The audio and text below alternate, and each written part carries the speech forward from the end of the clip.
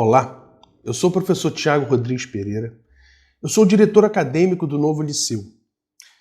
E nessa palestra, cujo título é Conheça o segredo para vencer o decisionismo judicial e aumentar suas chances de êxito, sobre a utilização de forma equivocada da teoria da ponderação dos princípios de Robert Alexis por parte do neoconstitucionalismo brasileiro. E nessa palestra, portanto, eu vou mostrar como o decisionismo brasileiro ele é prejudicial ao advogado, como isso gera problemas terríveis para o advogado.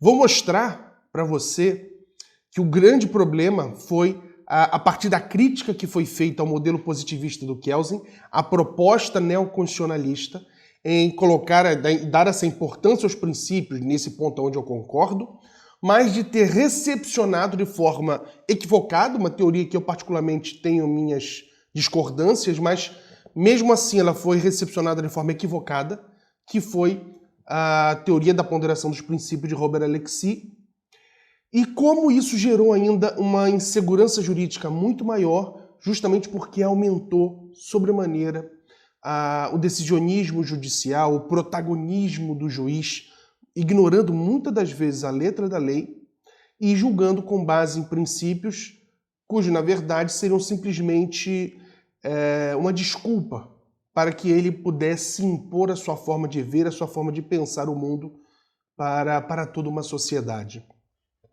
E a partir de demonstrar isso, eu vou mostrar como existe uma alternativa para que você, profissional do direito, advogado, consiga utilizar essa ideia em teu proveito. Ou seja, essa ideia que é um fato, é um problema, não há como negar essa questão da imprevisibilidade das decisões judiciais, mas isso é ruim, claro, para os dois lados, mas você, com esse conhecimento que eu vou mostrar hoje, você vai poder tirar proveito disso no sentido de mostrar para o juiz o caminho que deve ser seguido.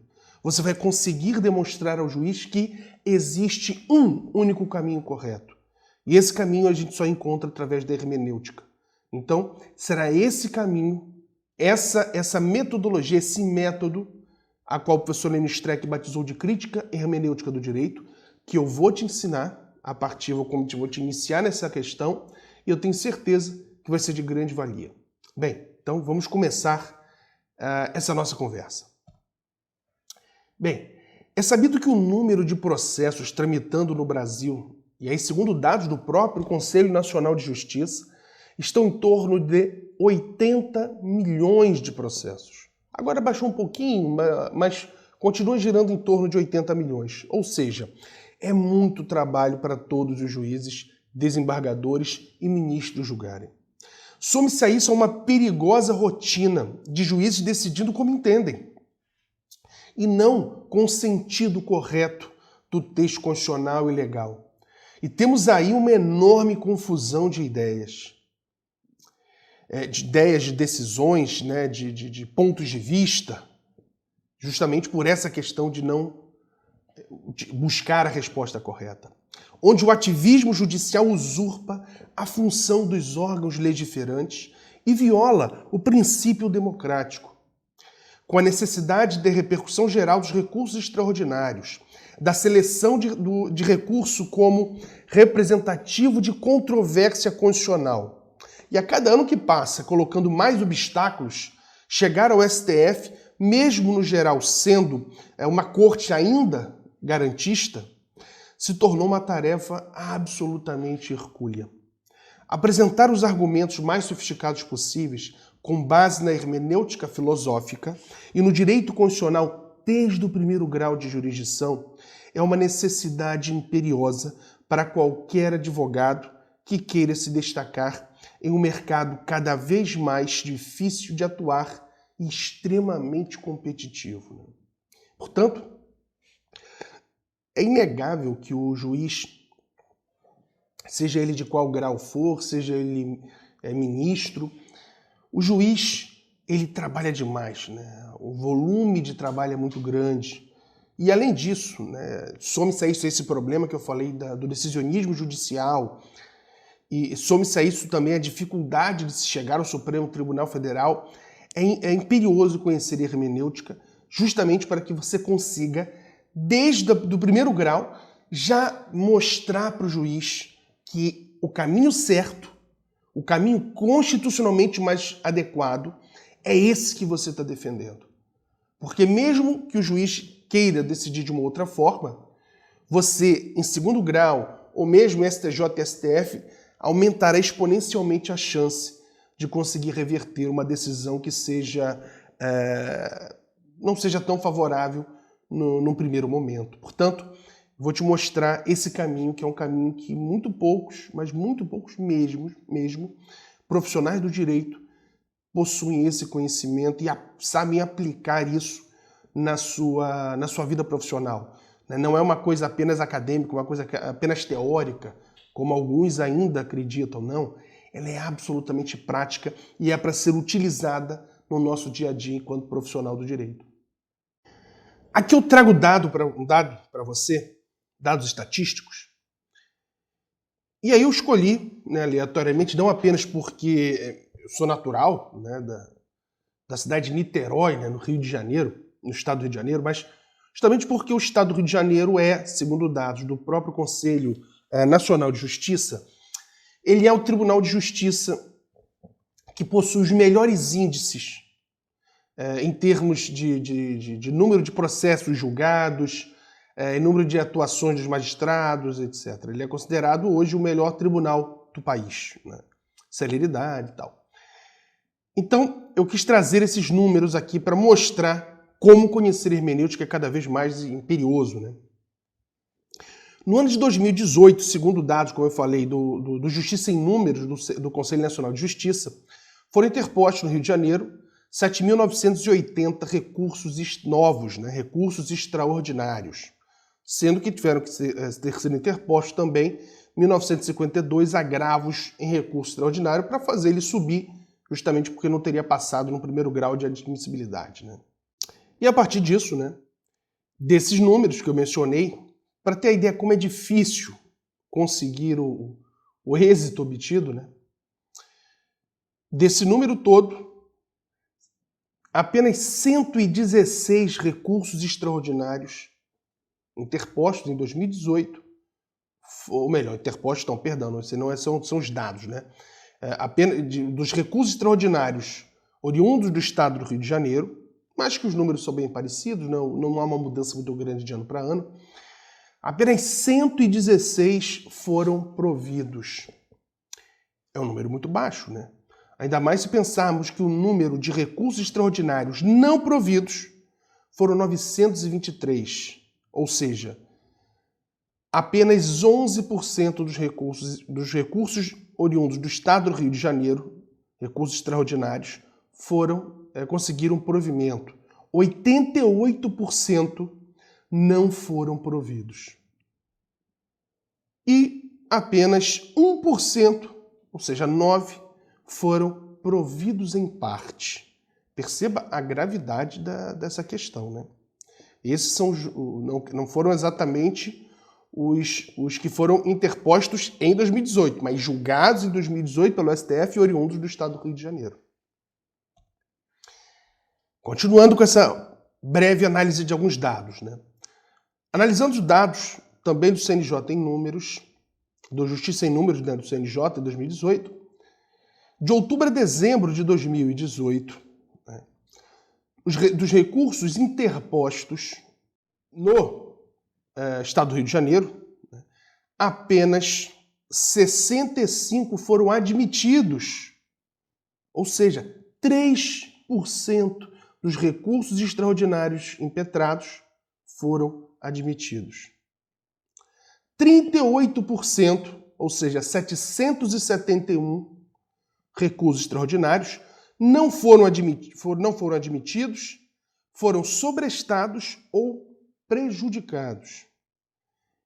E 59%, ou seja, 1.201 recursos foram remetidos à origem para eventual juízo de conformidade com acórdão paradigma, ou seja, juiz que, mesmo com decisão com efeitos erga omnes, acabou decidindo de forma contrária ao entendimento do Supremo Tribunal Federal, e aí, claro, não havia necessidade de subir o recurso. há ordem para que seja modificada, seja analisada e modificada a decisão com base em acordo ao paradigma, né? Obviamente. Portanto, vejam como é complicado. Apenas 3% dos recursos extraordinários subiram para o Supremo Tribunal Federal, né? E vejo também como é importante saber impetrar bem de forma fundamentada, demonstrando o entendimento correto do STF, justamente porque você vê os 59% dos recursos já havia decisão pacificada no Supremo Tribunal Federal sobre esse assunto, e mesmo assim, juízes de primeiro grau, talvez, e desembargadores, né, do segundo grau de jurisdição, exararam decisão diferente à do Supremo Tribunal Federal, né? Portanto, não é fácil advogar, não é fácil atuar no direito. É uma batalha hercúlea, né? A gente tem que matar um leão por dia. Agora, uma coisa é matar um leão por dia com estilingue. Outra coisa é matar um leão por dia com uma bela espingarda. É diferente. Obviamente que é muito diferente. E essa é a ideia que eu quero mostrar aqui. Eu quero te dar essa espingarda. Então vamos caminhar. Por fim, para mostrar que como, apesar de só 3% dos recursos subirem, como é importante saber fundamentar bem o recurso extraordinário.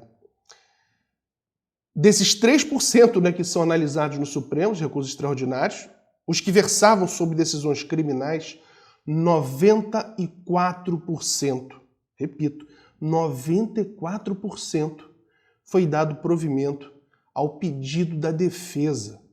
E apenas 6% foram favoráveis à acusação.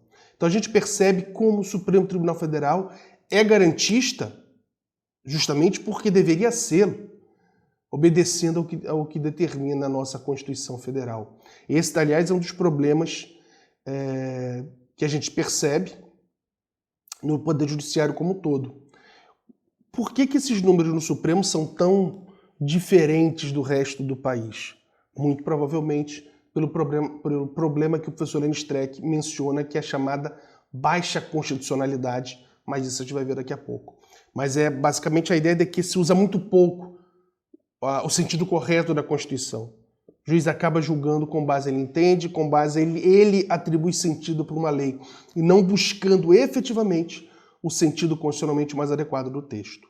Portanto, veja bem, apesar de ser difícil, né, então, é essencial muitas das vezes tentar chegar ao Supremo Tribunal Federal. E para isso, a hermenêutica é absolutamente essencial para isso. O fato é que, em um universo de quase 2 milhões de novos processos por ano no Tribunal de Justiça do Estado do Rio de Janeiro, número não muito diferente em todos os estados mais populosos do Brasil, se o advogado não se destacar, será engolido por esse verdadeiro tsunami de processos novos, sem contar os mais antigos já tramitando. E quando eu digo se destacar, é se destacar com a força dos seus argumentos, que não pode ser confundido com uma mera capacidade de retórica ou oratória, ou uma capacidade boa de escrita, de persuasão. Não. Ele deve se destacar através desse conhecimento da hermenêutica. Conhecimento antiquíssimo, que alguns dizem vai remontar até a uma obra chamada Crátilo, de Platão, mas que será mais próximo do que nós entendemos a partir da obra de um grande pensador alemão, também filósofo, chamado Schleiermacher, mas principalmente por causa de filósofos como Heidegger e Gadamer, que vão cunhar essa ideia que a gente usa mais da hermenêutica, e aqui por nós, no Brasil, com o professor doutor Lênin Streck. Então, vamos caminhar para discutir melhor essa questão. Como escapar, portanto, como eu falei, desse tsunami processual? Como é que a gente escapa desse verdadeiro tsunami? Ou você aprende a surfar esse verdadeiro tsunami de processos, ou será completamente engolido por ele. Não tem jeito. Não tem plano B. O plano A é o único plano, infelizmente, nesse caso. Ou seja, aprender a surfar para não cair e ser engolido por esse tsunami, essa avalanche de processos que acaba te prejudicando, você vai trabalhar pior, vai fundamentar pior, e aí fundamentando pior consegue clientes não tão bons, que vão te pagar menos, aí você tem que arrumar mais clientes, e aí você entra num ciclo vicioso que é muito difícil sair dele. E é muito difícil você conseguir entrar no ciclo virtuoso, ou seja, nesse ciclo virtuoso da advocacia, que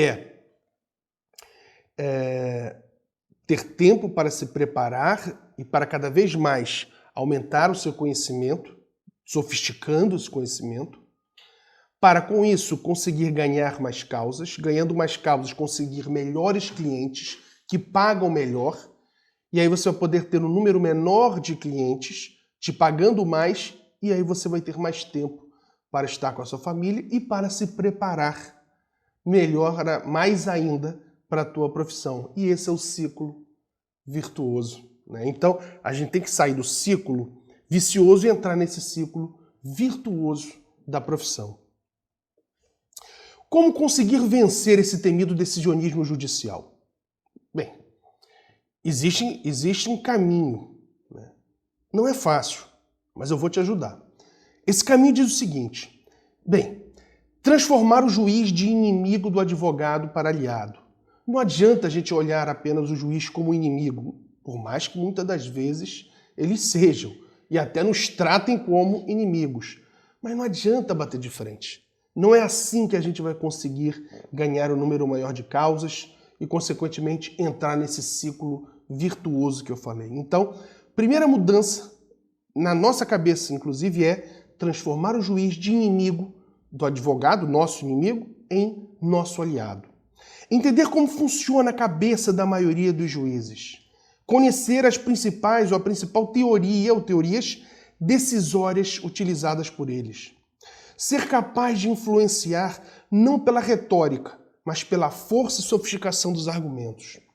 Mostrar ao juiz que você é um profissional diferenciado, ganhando assim o seu respeito intelectual. Mostrar firmeza, mas com tranquilidade, de quem sabe que está com a razão e tem os argumentos sólidos e corretos. Entender o juiz, né, não vê-lo como inimigo, conhecer como ele pensa, é aquela ideia que eu brinco com meus alunos sempre, daquela ideia Globo Repórter.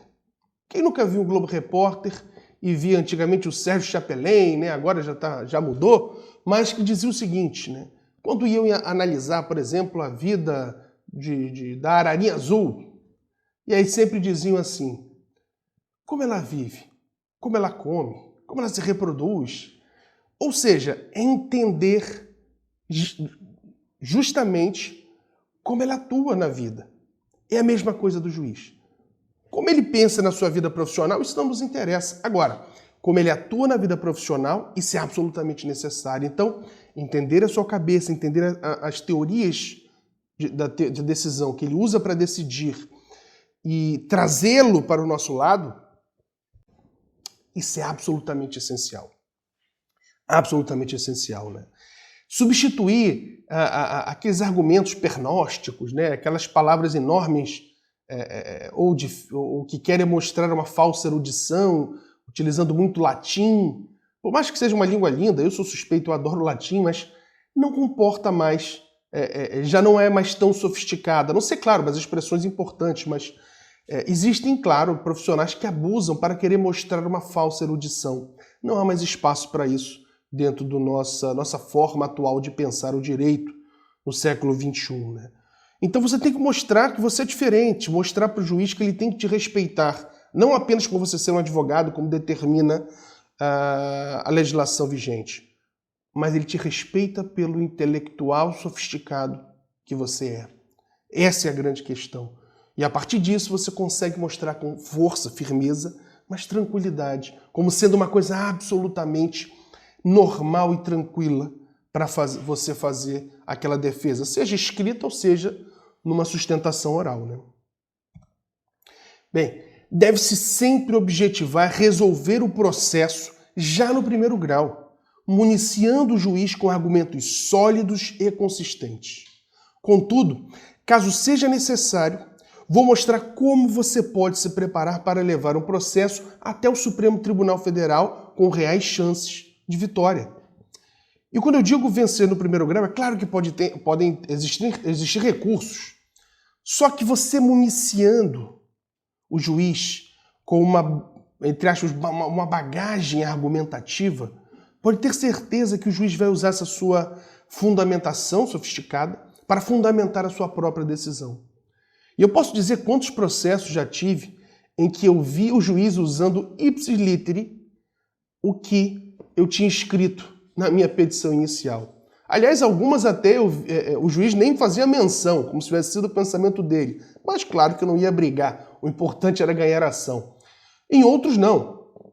Em outros foi muito bacana, porque eu vi o juiz utilizando os meus argumentos, fazendo a citação, né, dizendo, e transformando esses argumentos até em modelo de sentença do tribunal. Isso é bastante legal, porque mostra que valeu a pena o nosso esforço de estudar, de se preparar, de escrever uma petição sofisticada, justamente porque não apenas obtive êxito nessa ação específica, mas muito mais do que isso.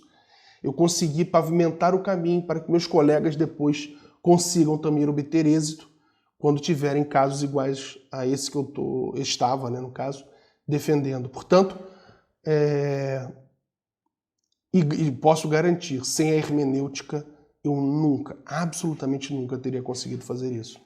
Como eu falei, o juiz não precisa ser nosso inimigo, ele está sempre assoberbado de processos para julgar. E ao darmos a ele os fundamentos corretos para ele decidir, facilitando a sua vida, a probabilidade de êxito, de obtermos êxito nessa ação será enorme.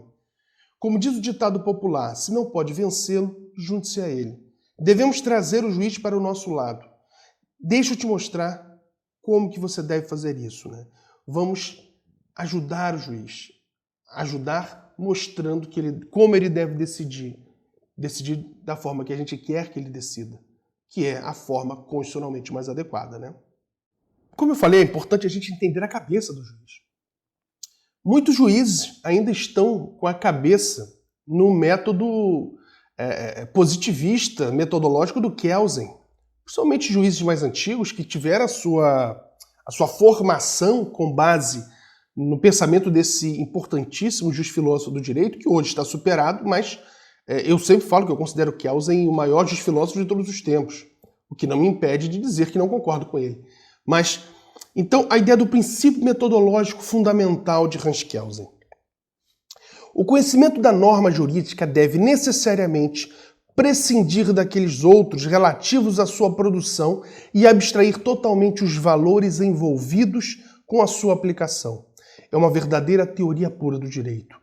É aquela teoria pura que muitas das vezes o professor de introdução ao estudo do direito, ele ensina para a gente nas primeiras aulas da nossa graduação, e que na maioria das vezes nós não temos nem maturidade, nem capacidade intelectual de absorver a sofisticação dessa obra, que é uma obra-prima do direito, que é a teoria pura do Hans Kelsen.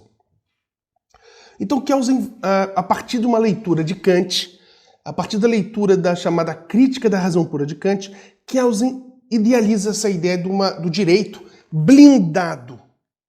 Ou seja, se o Kant idealiza uma blindagem para, na crítica da razão pura, encontrar os limites do conhecimento humano, puramente racional, livres da empiria, o Kelsen vai também idealizar isso. Ele vai criar uma metodologia para pensar o direito enquanto ciência, livre de tudo que for meta jurídico.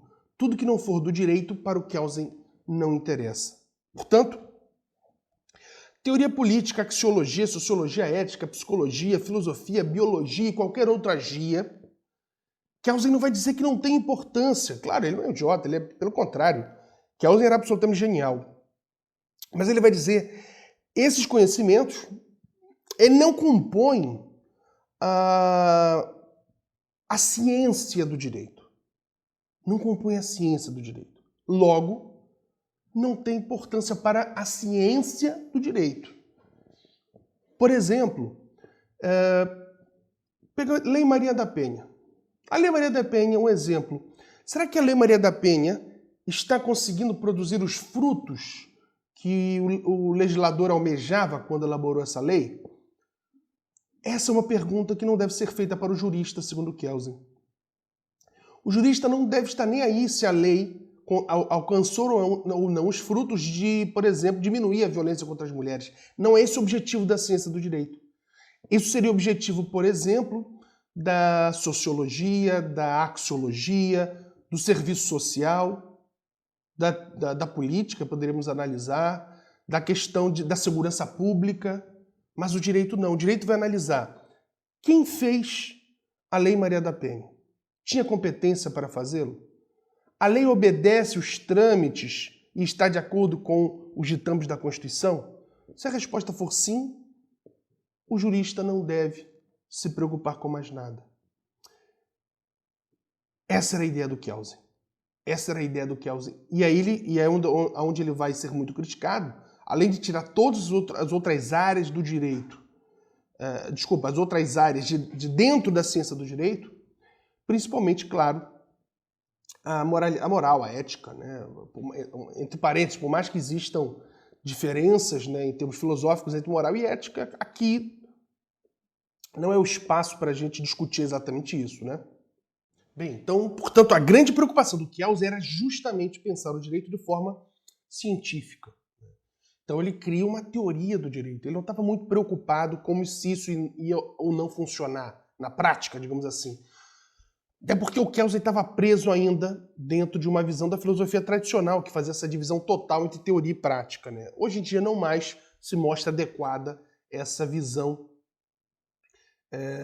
que segrega teoria e prática. Mas não é objeto dessa aula, essa discussão. Portanto, essa é a cabeça, muitas das vezes, do juiz, ainda centrado nessa visão kelseniana. E mais, muitos vão criticar essa visão kelseniana, principalmente após a Segunda Guerra Mundial, e estamos falando aí início da década de 60, meados, né, com Gustav Radbruch, e aí já iníciozinho da década de 70 com John Rawls e outros importantes membros, né, do que se convencionou chamar de virada kantiana também, mas agora é uma outra parte do pensamento do Kant, é o Kant moral, é o Kant da metafísica dos costumes.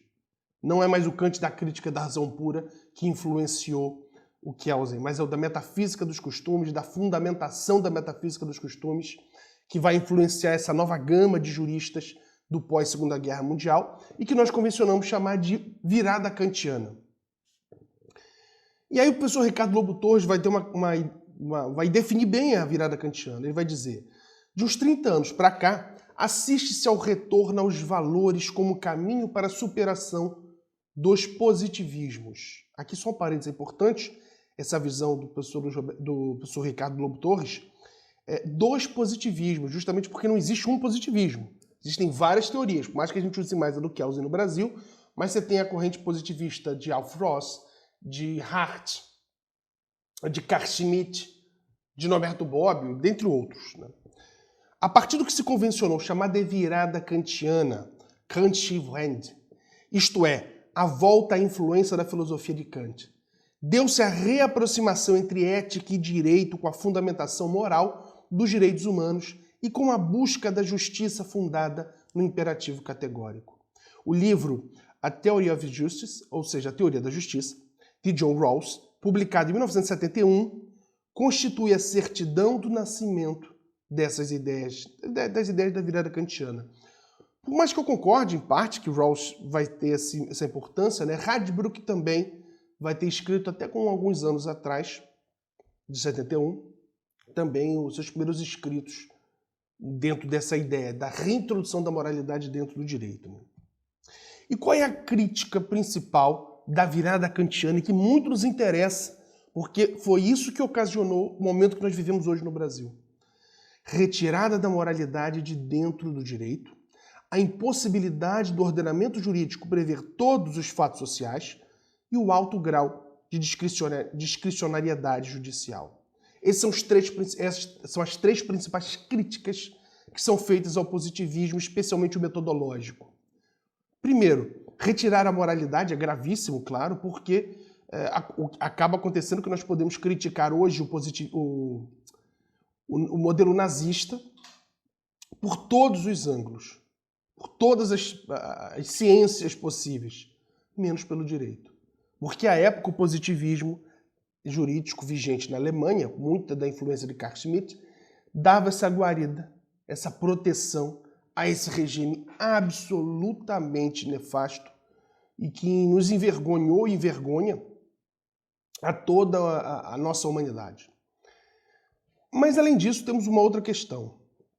A questão da impossibilidade do ordenamento jurídico de prever todos os fatos sociais, ou seja, aquela ideia também da introdução ao estudo do direito, de que os fatos sociais são sempre muito mais dinâmicos do que os fatos jurídicos. Ou seja, primeiro acontece na sociedade para depois o direito agir, para que o político legisle e o direito possa agir.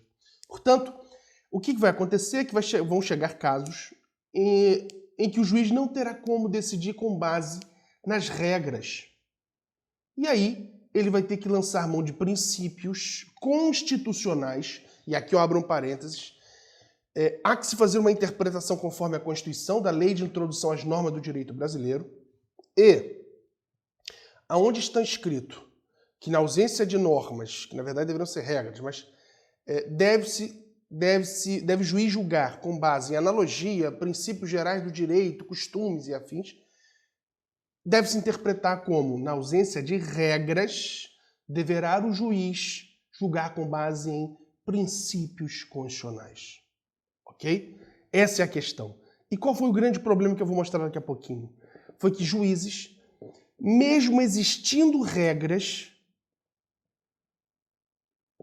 decidiram com base em princípios. Ou seja, ignoraram a regra. Deixaram a regra para lá. Porque queriam julgar de uma forma específica. Queriam julgar da forma que eles gostariam que fosse a regra. E aí, ignoraram a regra e julgaram com base em princípios. O resultado, aumentou a discricionariedade. Bem, assim, aumentando a discricionariedade, aumenta, claro, a insegurança jurídica.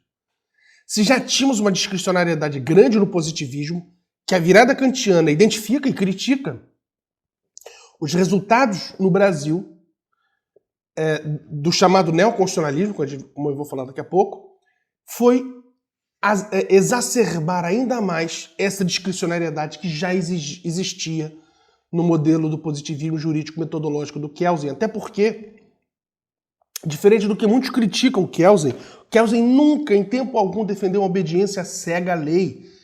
Quem defendia uma obediência cega à lei era a primeira fase do positivismo jurídico, chamado de positivismo exegético. Kelsen defendia, claro, que a lei tinha que ser seguida, mas ele chegava a afirmar uma coisa difícil até de ser defendida, mas que poderia o juiz constitucional, inclusive, decidir de forma contrária à Constituição se entendesse que naquele momento histórico seria melhor fazer isso, porque a sua própria legitimidade seria tirada da Constituição. Logo, ele teria esse poder. Confesso discordar, mas esse era o entendimento do Kelsen, justamente porque ele entendia que o direito era dividido em dois. O direito estático, que era o direito feito pelo legislador, e o direito dinâmico, decidido pelos juízes. Uma visão ultrapassada, mas essa discricionariedade, identificada pela virada kantiana, continua a existir até os tempos atuais. Né? E aí o que aconteceu? Um dos grandes membros dessa virada kantiana, e que acabou se tornando podemos dizer, o corifeu, né, do chamado neoconstitucionalismo brasileiro, é o professor alemão Robert Alexy, que é um grande jurista, né, por mais que eu vá discordar do seu entendimento, mas é um grande jurista. E o Alexy vai trabalhar algumas questões importantes que são interessantes para a gente entender, até porque o Alexy, eu sempre brinco com meus alunos, ele é o juiz, ou melhor, perdão, ele é o jurista mais utilizado e menos lido, e muito menos ainda lido e entendido dos tempos atuais. Alexy defende a relação necessária entre direito e moral. Claro, ele é membro da virada kantiana, né? Ele então trabalha com a reintrodução da moralidade. Poderíamos botar até um parêntese aí. Além da moralidade, ele acredita também no poder da razão. Como ele é um neocantiano nesse sentido, ele acredita que a razão é capaz de nos fazer chegar à resposta que ele entende ser correta, né? E vai elaborar talvez a sua obra de maior envergadura, chamada de Teoria dos Direitos Fundamentais, publicada em alemão, traduzido em português pelo professor Virgílio Afonso da Silva, um grande jurista de São Paulo. E dentro da teoria dos direitos fundamentais, ele vai começar a sua famosa teoria da ponderação dos princípios, que vai, provavelmente até os tempos atuais, ele continua discutindo essa questão, né? Através de muitos artigos e livros, procurando esmiuçar melhor essa teoria, né? Bem, como eu falei, o Alexis, que é o neocantiano, ele aposta na racionalidade, então a ponderação para ele vai ser um processo racional. Ele acredita que a razão vai nos dar o caminho correto na ponderação, né?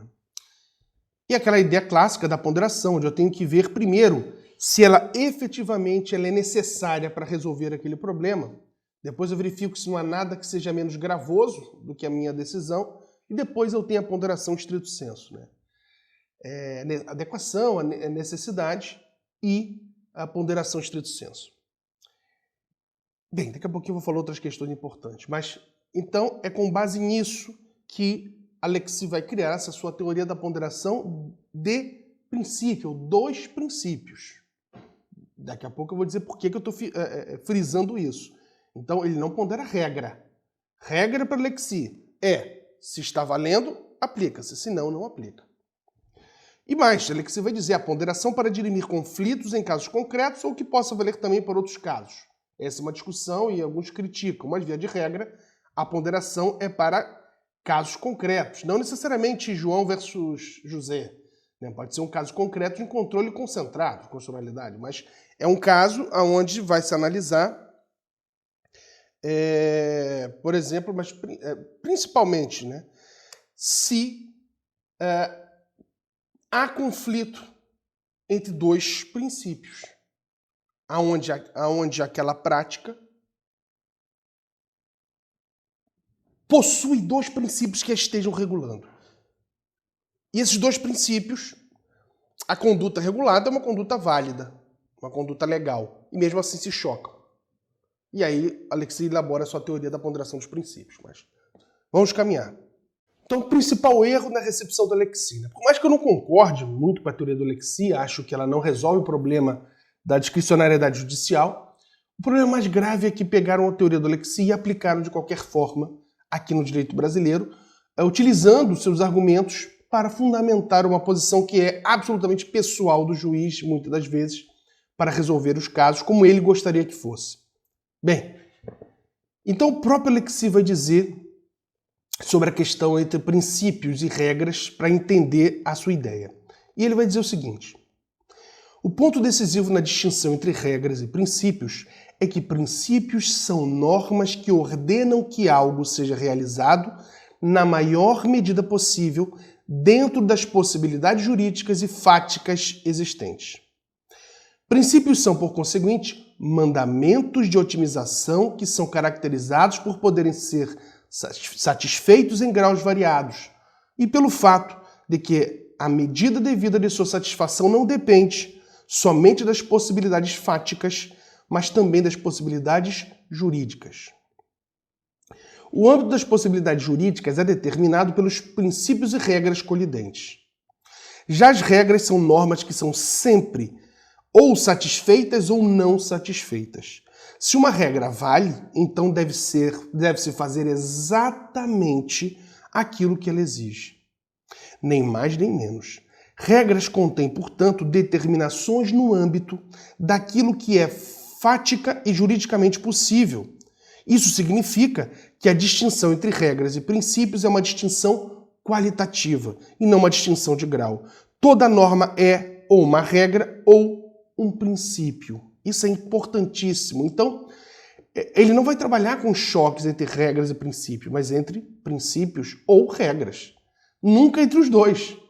Isso é muito importante. E o que nós vemos hoje no direito brasileiro é o juiz ignorando a regra e julgando com base em princípio para impor à sociedade a sua forma de ver o mundo.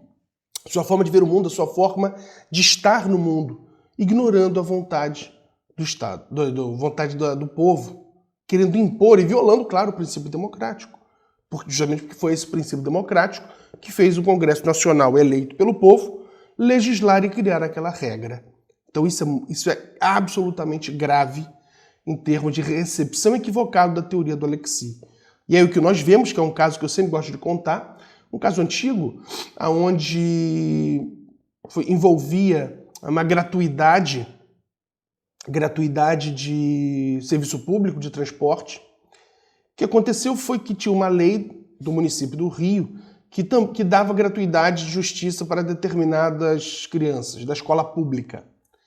Aí a associação dos donos de sindicatos, sei lá, ingressou, donos das empresas de ônibus, né, ingressaram, o sindicato, né, ou melhor, a associação, ingressou com uma ação no TJ.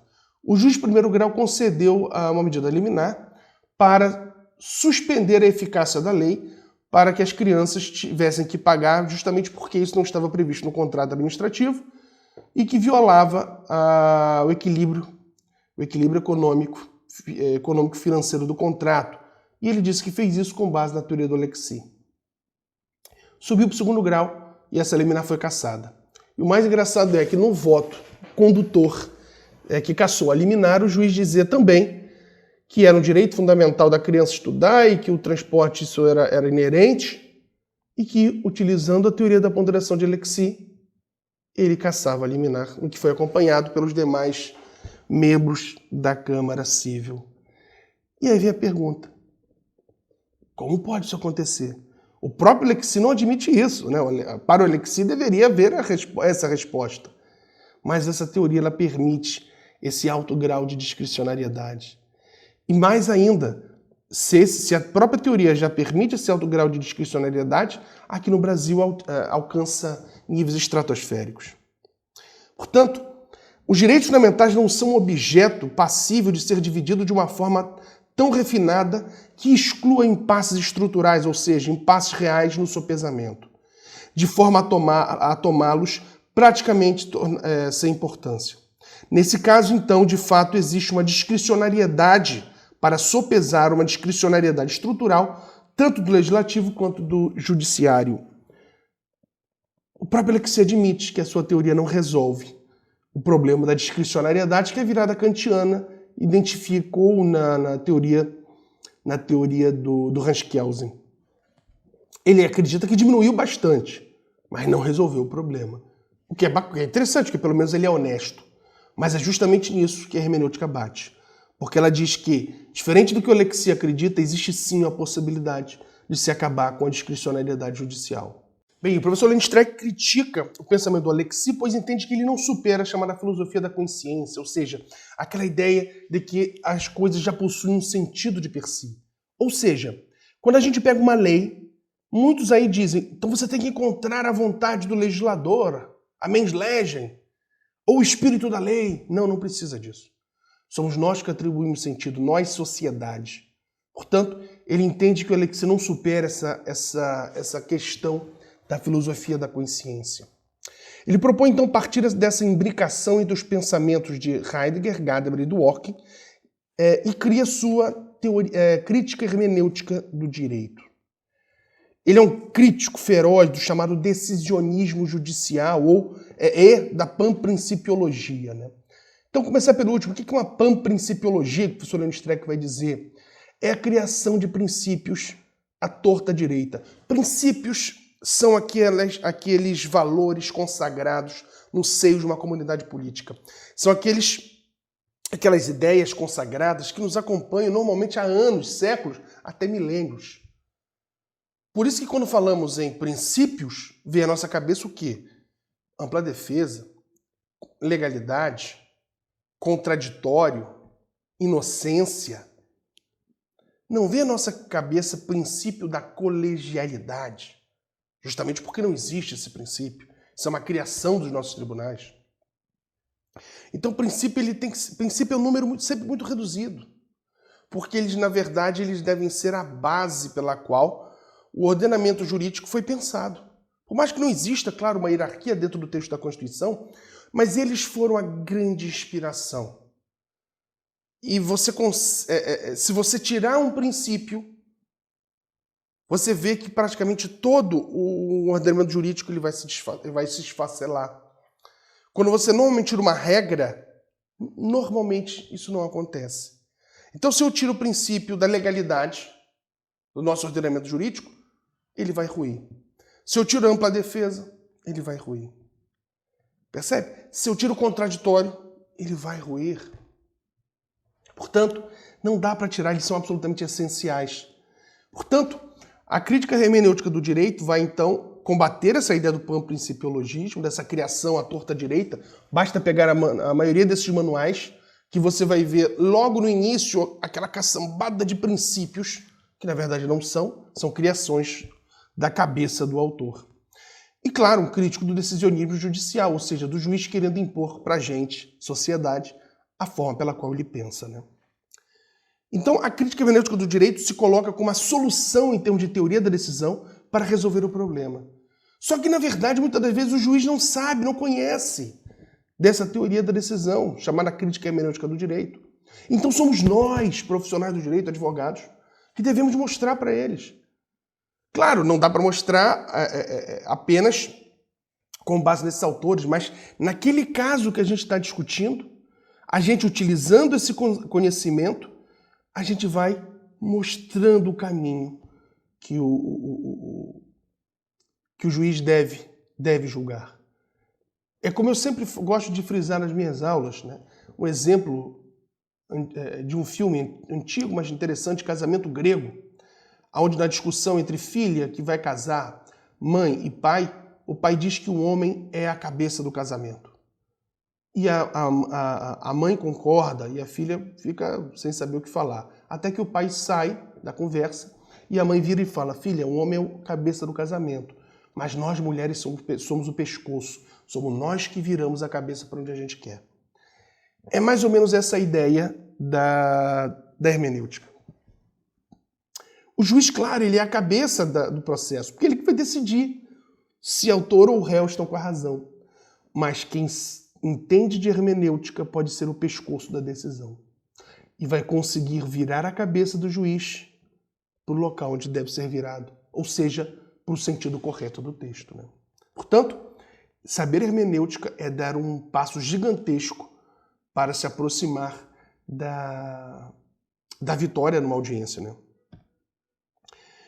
E como é que a gente aplica aí, para mostrar assim, a aplicação disso em casos concretos, vendo como a hermenêutica não aplicada de forma correta pode gerar grandes problemas. Olha só, um dos casos mais historicamente relevantes no STF ficou conhecido como o caso Allwanger, o HC número 82.424 do Rio Grande do Sul.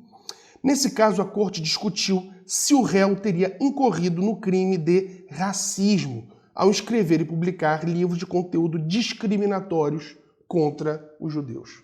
Se discutia, portanto, que há crime de racismo quando eu, editor, ou eu, escritor, escrevo um livro racista. Existe crime ou não existe? Estou dentro da minha liberdade de expressão?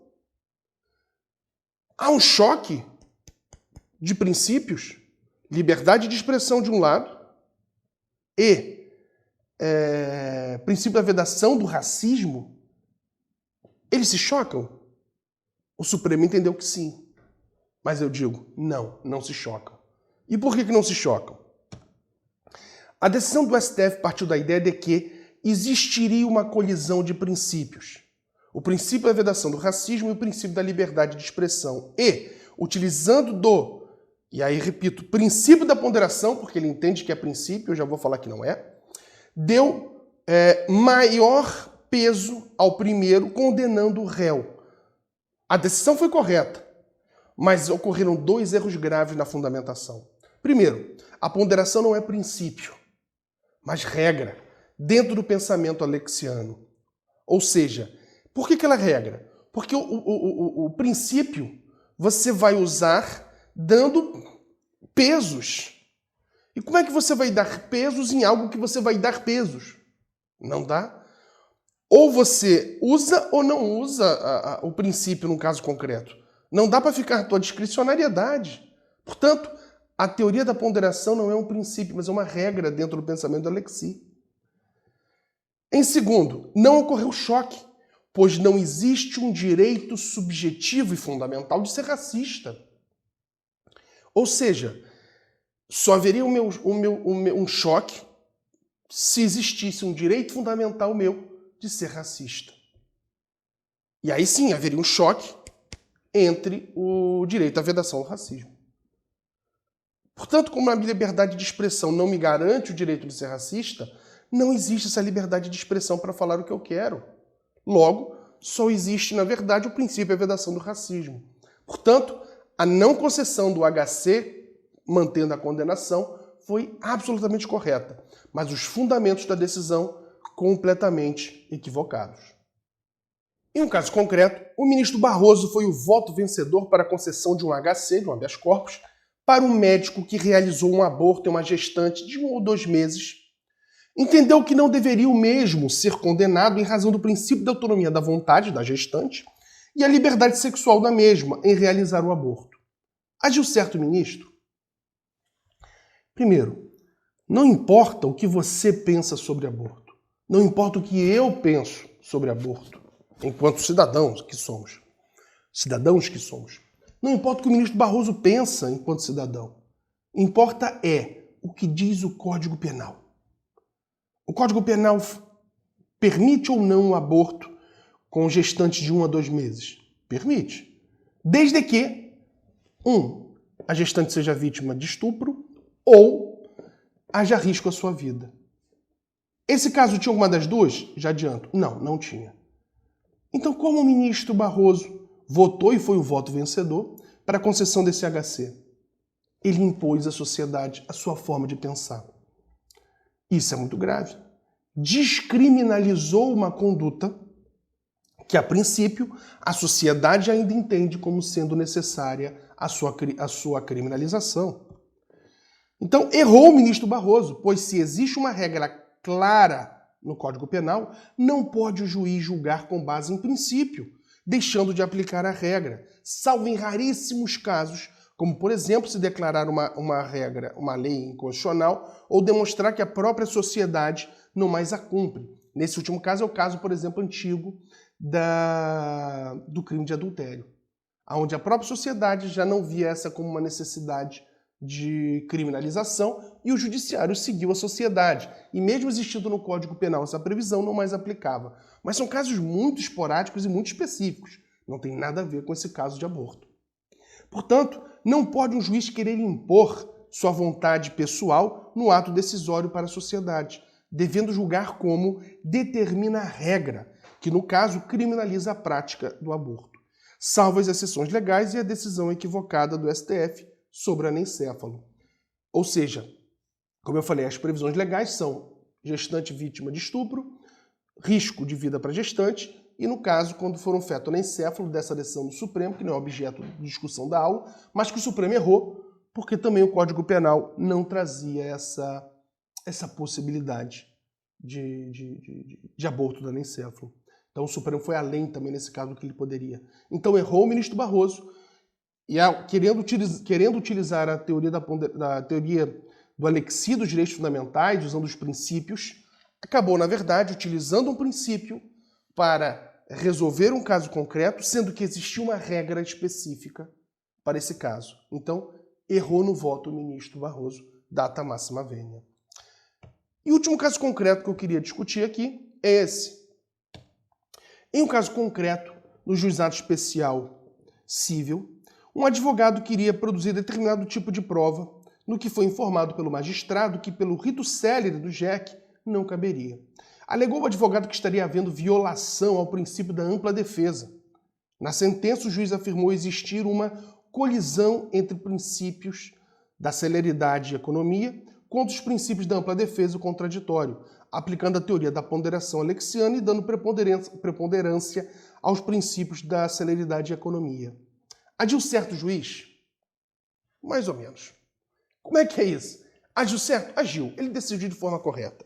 Mas sua fundamentação foi correta? Não, foi errada. Ele agiu certo porque realmente o JEC não permite. E por que ele agiu errado também? A sua fundamentação. Perceba, não existe um direito fundamental do cidadão a produzir as provas que ele queira produzir dentro de um rito mais célere. O seu direito à ampla defesa e contraditório ele é obrigatório, mas não em qualquer rito. Não em qualquer rito. Se ele precisa de uma produção de provas mais célere, menos célere e mais complexa, ele tem todo o direito de exercer essa sua ampla defesa e contraditório. Mas ele vai para onde? Para um rito ordinário. E lá ele tem espaço, ele tem tempo para produzir a prova que ele entender ser necessária. Se o juiz negar, ele pode agravar, etc. Portanto, ali há espaço para isso. Num juizado especial civil, não há esse espaço.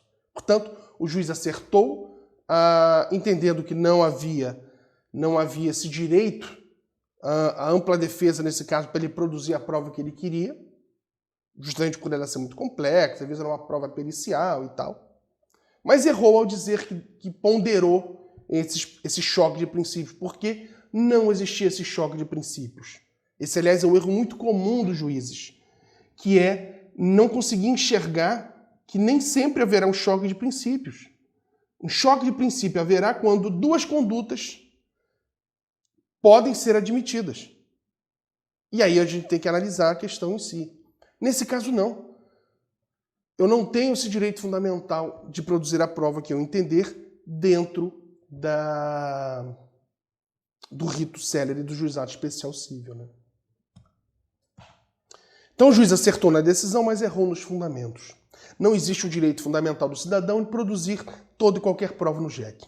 Ampla defesa e o contraditório são observados na medida em que o cidadão, entendendo que a complexidade do caso seja maior, pode reproduzir todas as provas necessárias no rito ordinário. Logo, não há que se falar em qualquer necessidade de ponderação para dirimir essa questão. Portanto, gente, olha só.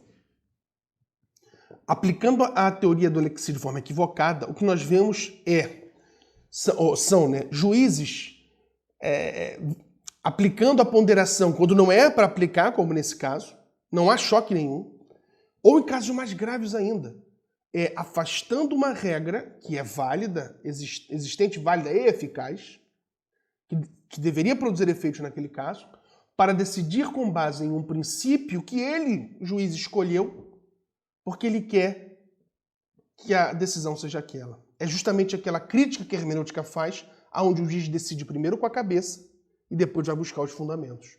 Quando o ato decisório não é a primeira coisa que vem à sua cabeça, mas é o fruto de todo o círculo hermenêutico. E essa é a grande importância. É claro, não temos tempo aqui de ver todas as questões e como se faz exatamente isso, todo o círculo hermenêutico, mas já é para iniciar essa questão, essa vontade de buscar isso. Ou seja, sem entender esse círculo hermenêutico, sem entender como aplicar a hermenêutica, o profissional do direito realmente fica nas mãos do juiz. E o risco o juiz decide primeiro com o que vem na cabeça dele e depois ele vai buscar a fundamentação para fundamentar aquilo que ele já decidiu a priori. Se você foi beneficiado, ótimo, e se não for. Portanto, não pode confiar nisso.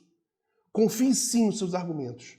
Mesmo que o juiz tenha decidido na cabeça e vá procurar, ele vai ler a sua petição e, no mínimo, você vai dar muito trabalho para que ele decida contra você. Porque ele pode querer ir para outro caminho, mas é como se você tivesse uma corda no juiz onde você vai puxá-lo, levando para o caminho que você quer. Portanto, é justamente isso. Se você entender a crítica hermenêutica do direito como uma teoria da decisão, sendo que, muito provavelmente, com 99,9% de chance que o seu ex-adverso não conheça, e muitas das vezes, ou na grande maioria das vezes, nem o juiz conheça isso, você vai ter um passo muito à frente do seu ex-adverso, justamente porque você vai conseguir fundamentar e influenciar o juiz para que ele siga o caminho correto, ou seja, busque a resposta constitucionalmente mais adequada, que vai ser aquela que vai te ajudar e vai dar ganho de causa para o seu cliente.